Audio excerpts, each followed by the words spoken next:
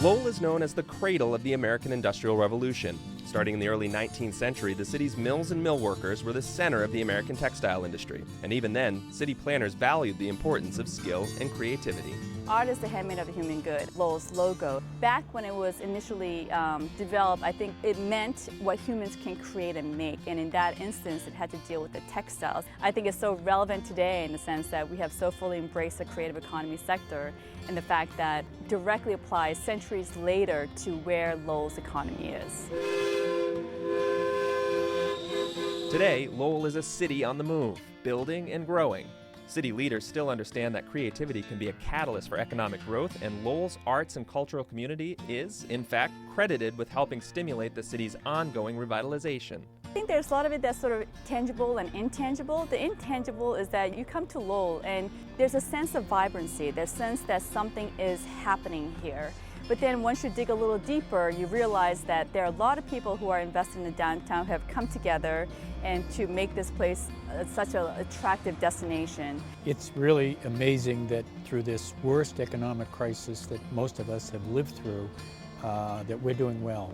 The community is doing well, and a big part of all of that is the artists who have moved into town. Families are moving in, they feel comfortable in the community, that there's a lot going on, that there's festivals and arts, and artisans are all making this a better place to live. You got it. You've got it. Lowell is home to the New England Quilt Museum, the American Textile History Museum, and the Whistler House Museum of Art. Art galleries are open in downtown Lowell, public art decorates the city landscape, and artists sell their work at outdoor arts fairs along Merrimack Street. And many of these local artists have found a place to live and work in the city's once abandoned mill buildings. The Appleton Mills are an example of the revitalization that's happening and the emphasis on the arts and culture within the city. There's 130 live-work studios where artists can work and live in the same space.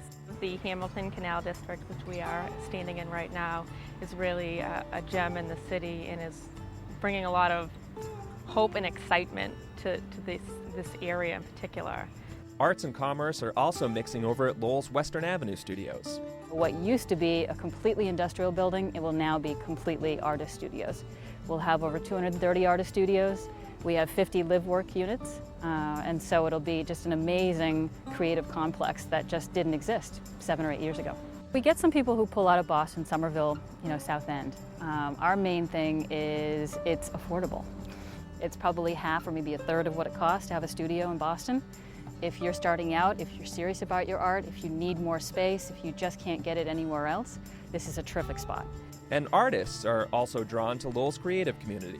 When I finally came here and saw the place, there was no question to me that this was exactly what I needed. In fact, if it weren't for this building and the kind of community that it offers, I don't think I could actually afford to have my own studio right now. We moved here in 2000 and you could not get a cup of coffee on a Sunday, but now there's cafes, sidewalk cafes. It's really, the city has been infused with life, and every year we see improvements little by little, and this artist community, that has to have something to do with it, and then it's sort of they feed each other. We have open studios once a month, and we'll have hundreds of people through the building. It brings people in who wouldn't otherwise be coming to downtown Lowell. So it gives a good, steady flow of people. So if they buy here, then they might go to lunch downtown, stop at some other stores, they might pass by something that's interesting. They might have never been to downtown Lowell before, and it gives them another reason to come here. So we're part of that equation. I'll be there when they're holding up their hearts. The performing arts are also attracting new audiences to Lowell. Each year, the Lowell Summer Music Series brings national acts to Boarding House Park, as does the Tsongas Center and the Lowell Memorial Auditorium. The Merrimack Repertory Theater is one of New England's most respected regional theaters. And then there are the festivals. The biggest of all, the Lowell Folk Festival, is the largest free folk festival in the nation, attracting 100,000 people each summer. We have festivals that run from, winter to fall, and we probably, some months we have 3 or 4 a month. So that's a lot of people coming in and spending money locally, bolstering the local economy. I've actually heard some businesses say that they earn everything they need for the year during the one weekend of the folk festival. I think that if the past 10 years is any indication, then I think the city is destined to continue to flourish. We still have quite a bit of development activity that's going on here, which shows that the level of confidence that developers have that this is a good investment for them. And I think that we continue to see artists calling Lowell home.